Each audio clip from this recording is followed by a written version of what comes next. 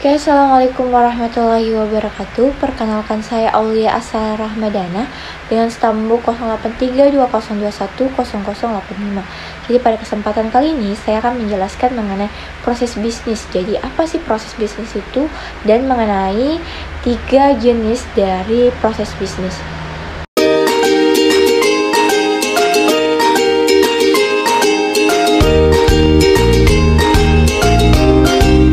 Baik, yang pertama saya jelaskan yaitu apa sih proses bisnis itu.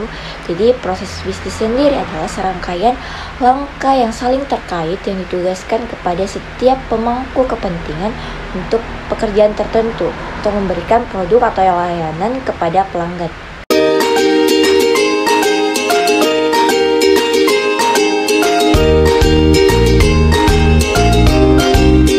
Oke, kemudian yaitu mengenai jenis dari proses bisnis. Yang pertama yaitu adalah proses bisnis operasional atau proses primer, yaitu proses yang di dalamnya terdapat bisnis inti serta mencakup nilai aliran yang pertama. Di dalam proses primer ini terdapat 3 tahapan, yaitu yang pertama pembuatan produk, pemasaran produk, dan layanan pelanggan. Jika Anda melakukan ketiga hal di atas dalam kegiatan bisnis, Anda sudah termasuk dalam kategori proses primer.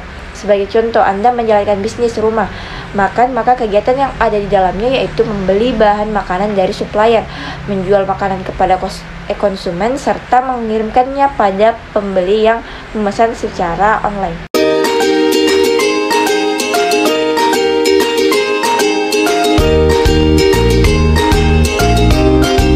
Oke, kemudian jenis yang kedua yaitu proses bisnis informasi. Jadi proses bisnis informasi adalah proses pendukung yang ikut memberikan kontribusi pada operasional bisnis dan perusahaan sehari-hari. Bisa diartikan juga bahwa proses sekunder merupakan aktivitas yang sifatnya mendukung, di mana tujuannya adalah untuk memastikan bahwa bisnis akan terus berjalan sebagaimana mestinya dengan sebaik mungkin. Contohnya, divisi HRD selain bekerja untuk mendukung pemilik usaha menghasilkan keuntungan, juga memastikan bahwa semua karyawan sudah sesuai dengan kualifikasi dan bagiannya serta bekerja sesuai SOP serta job desk masing-masing.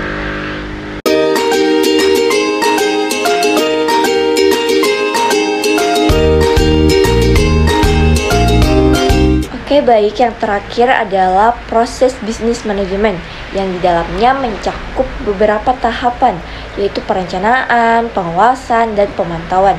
Proses manajemen ini akan mengatur tentang kegiatan tata kelola perusahaan serta manajemen secara strategis, sehingga proses lainnya bisa berjalan dengan efektif dan efisien. Termasuk juga dalam hal keuangan perusahaan, maka harus ada sebuah perencanaan yang tepat, strategi efektif dan efisien. Contohnya pengembangan bisnis tentunya membutuhkan modal yang besar. Jadi jika Anda membutuhkan tambahan modal untuk mengembangkan bisnis, Anda bisa mengajukan pinjaman ke investor yang sudah berizin dan diawasi oleh otoritas jasa keuangan atau OJK.